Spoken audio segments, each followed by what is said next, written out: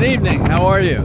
Well, the early part of today was gorgeous, and we went to an amazing botanical garden. Quite astonishing, and maybe I'll add a few pictures from that. But now it's in the evening, and I'm still in Maine, and the winds are picking up, and the storm is coming our way, somewhat diminished from what everybody had forecast that it would be. So we'll probably leave early in the morning, Saturday morning, and hopefully be ahead of the storm. And if we're not, we'll try to find a hotel and lay over a day. So that's our plan. We don't intend to do any great risks, and not intentionally anyhow, but who does? Some do. The bad news continues to be some of the old news reincarnated and revisited on a daily basis involving Trump. And so what's new with Trump? What's new with Trump is, and I think this is somewhat belated, but here it is. Special Counsel Smith filed a 28-page document with the federal court with Chuck Cann in the D.C. case against Trump alone on 4 charges. And the court now has before it a motion to push back on the extrajudicial statements of Trump insofar as they affect the orderliness, respect, and integrity of the court trial. That is to say, running down and threatening the court officers, the judge of the case, the prosecutor, perhaps the grand jury, the witnesses at trial, and counsel to the various parties, and any other person involved in this trial going forward. The judge has to fashion a remedy for this, because it is clear that Trump knows no limitations in law, the Constitution, good taste, decorum, fair play, decorum, and very little can change his course. The judge will have to fashion a quote, they call it a gag order, but doesn't gag suggest that you have the right to talk normally, and so now we're preventing you from doing that? This is like remonstrating against a child who will not do what you tell him, her, to do. And in this case, we have a man-child, as we've had since the first day he came down that damn elevator and played upon the evil whisperings of those in our country who do not believe that all people are equal.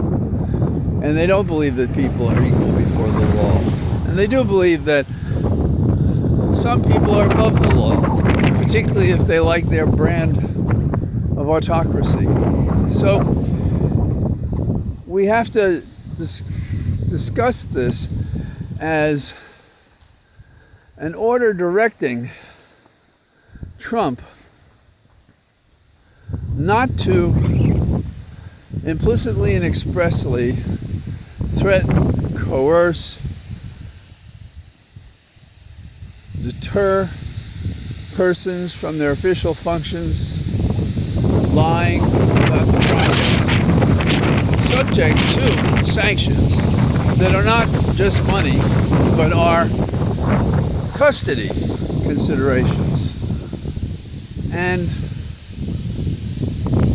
what instructions the jury may get, perhaps in voir dire, which is what they call the period where you question the potential jurors for a trial. And I think the judge will have to have questions in that period, what she can ask.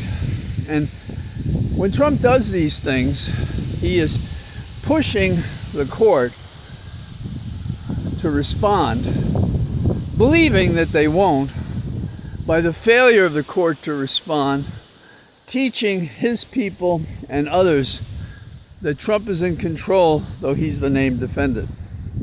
I think it's critical that this order be put in place immediately, and that the next time that Trump fails to abide by this now order of the court, that the court act upon it.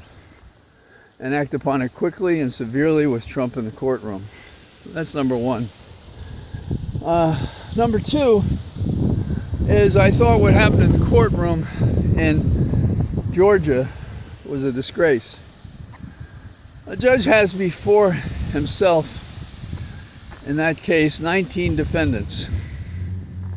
And he decides to have the first trial be only 2 of those defendants who've asked for a speedy trial and not any of the others, knowing that the first trial will take, I don't know, a month or so to get a jury, 4 or 5 months to try the case, pushing the case along with the first 2 defendants like that. And some people say, oh, that's a great decision. We've saved the prosecutor, the DA, from a terrible error. No, you haven't.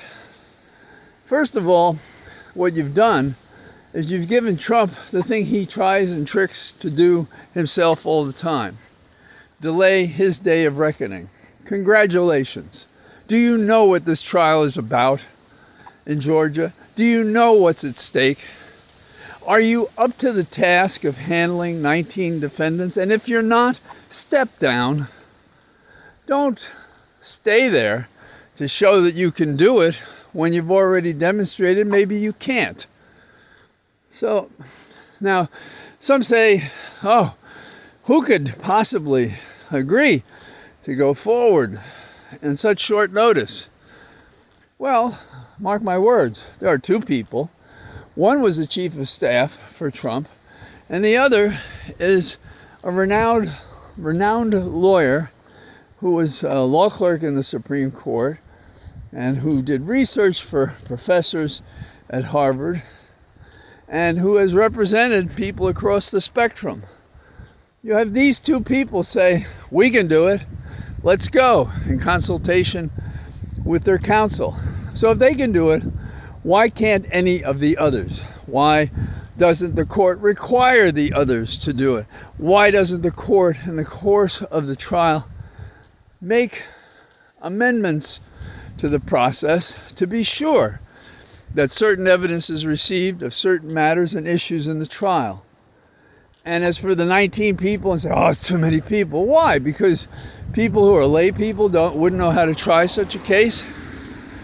There have been cases across this country involving lots of people, particularly in drug cases. And ironically, RICO is a conspiracy charge on steroids like every other one of these drug cases or mob cases or terrorist cases that we've seen tried in America before. So don't be sucked in by lies by people who seek to get results based on false information and motives that have only one objective, which is to delay even further the day of reckoning. So these 2 matters together, that is the fact that Trump is basically trying to affect the trial from outside the courtroom by whom he attacks and what he says and how he says it, and the repetition and strength with which he says it, and the breadth of where our news media picks it up and sometimes takes it unquestioningly and puts it out there. Also, Trump gave an interview about the case down in Florida, talking about the documents that he had in his possession. And in that he says, sort of like, if I just touch the documents, I'm the president. That's it. I can possess them. That's true. No, it's not true. It's a lie. And why in the world, why does the press put that stuff on the air knowing that it's false, knowing it's been contradicted, knowing that it disserves our democracy and our republic? So, what is my bellyache?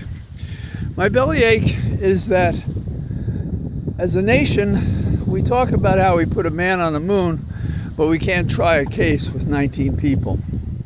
We say we can put a man on the moon, but we can't rein in a fellow whose offense is against ignoring the rules and the laws and the Constitution to try to steal an election that he lost. And now he's trying to defeat prosecutions of him by lying about things and by slandering and attacking and threatening and coercing the different elements of the trials that are upcoming. That's not America. And if this is the land of the free and the home of the brave, it won't be for long, because the brave are few in attendance, and that's going to affect the freedoms that we enjoy or have. So, with any luck, I'll be back in Virginia in a day or so, and I look forward to talking to you again then. I don't know if on the road I'll be able to. The weather may affect that.